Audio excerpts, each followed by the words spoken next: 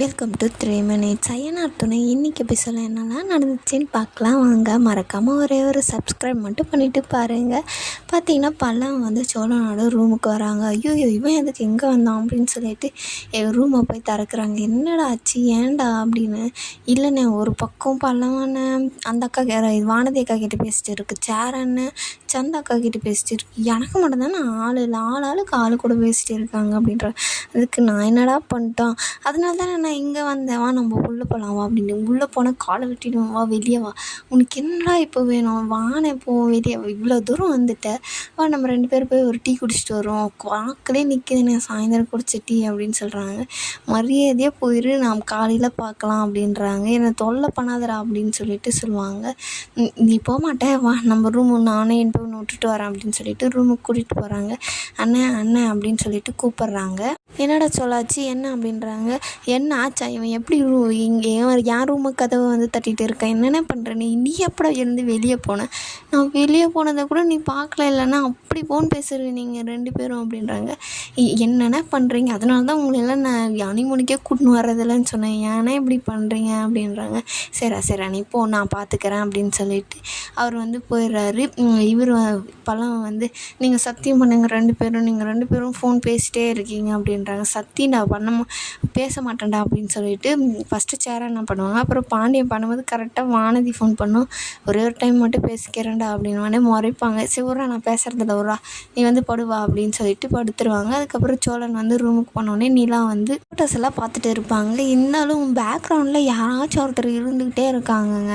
நம்ம 2 பேரும் சேர்ந்து ஒரு ஃபோட்டோ கூட போஸ்ட் பண்ண முடியல அப்படின்னு சொல்லிட்டு வருத்தப்பட்டுட்டு இருக்காங்க. இப்போ என்ன உனக்கு ஃபோட்டோ தானே நல்லா வேணும், நம்ம அந்த பக்கம் ஃபாரஸ்ட் பக்கம் போவோம், அங்கெல்லாம் போகலாமா, அதெல்லாம் போகலாம் நிலா, நீ காலையில் ரெடி ஆகு அப்படின்றாங்க. எதுக்கும் இருக்கட்டும்னு நான் ஒரு சாரீ எடுத்து வச்சேன், இப்போ உதவுது அப்படின்னு சொல்லிட்டு 2 பேரும் ஜாலியாக பேசிகிட்டு இருக்காங்க. அதுக்கப்புறம் காலையில் விடிஞ்சோடனே பார்த்தீங்கன்னா பல்லவன் பாண்டி எல்லாமே ஃபோட்டோஸ் எல்லாம் எடுத்துக்கிட்டு உட்காந்து ஜாலியாக இருக்காங்க. மாற்றி மாற்றி அந்த ஃபோட்டோஸ்லாம் அழகாக இருக்கும்.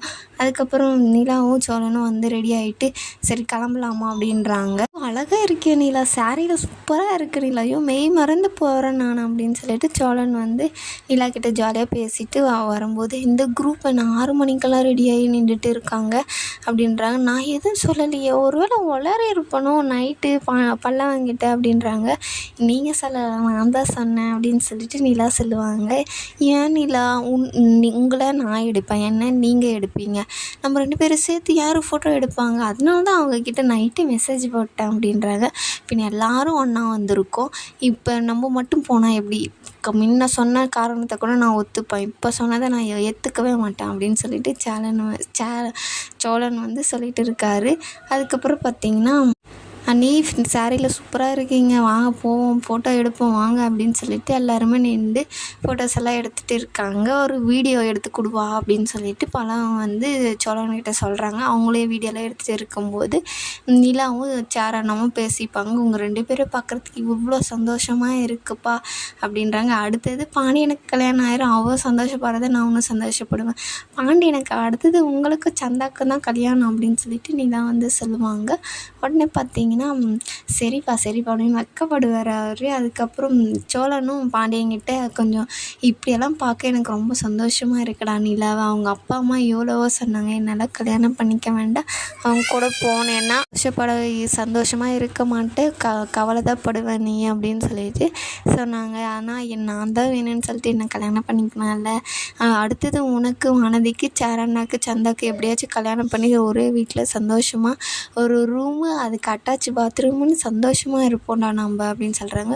நீ ஏன்னா இப்படியெல்லாம் பேசுகிற, சென்டிமெண்ட்டாக பேசுகிற, எங்களவே கழட்டி விட்டு ஹனிமூனுக்கு போகிறவனு தானே நீ இப்படியெல்லாம் பேசுகிற, பாடுறா நானே நம்மளாம் கண்டுங்கிற மாதிரி நான் பேசிட்டு இருக்கேன், இவன் எப்படி பேசுகிறான் பாரு அப்படின்னு சொல்லிட்டு சரி வாங்க சோழன் ஃபோட்டோலாம் எடுப்போம், அடுத்த இதுக்கு போவோம் அப்படின்னு சொல்லிட்டு சேரனும் நிலாவும் கூப்பிட்றாங்க. எல்லாருமே போகிறாங்க. ஃபோட்டோஸ் எல்லாம் அழகழகாக எடுக்கிறாங்க. பல்லவா இங்கே வா, எங்களை ஃபோட்டோ எடுத்து கொடுக்கவா அப்படின்னு சொல்லிட்டு கூப்பிட்டு நிலாவும் சோழனும் மாறி மாறி ஃபோஸ் எல்லாம் கொடுத்துட்டு பாண்டியனும் சேரனையும் அங்கே மாங்காய் பறித்து தின்னுங்க போங்கண்ணே அப்படின்னு சொல்லிட்டு அமுச்சு வச்சிட்றாங்க. அவங்களும் நம்பி போவாங்க. ஏன்னா நீ இன்னுமே உன்னை நம்புகிற இதெல்லாம் பார்த்தவனுக்கு மாங்காய் மரம் மாதிரியா தெரியுது அப்படின்னு சொல்லிட்டு பாண்டி வந்து சேரன்கிட்ட சொல்லுவாங்க. சரி வாடா நம்ம வேறு இடத்துக்கு போவோம் அப்படின்னு சொல்லிட்டு அவங்க வந்து போகிறாங்க. ஃபோட்டோஸும் பார்த்திங்கன்னா அழகழகாக எடுத்துகிட்டு இருப்பாங்க. இதோட இந்த எபிசோடு முடியுதுங்க.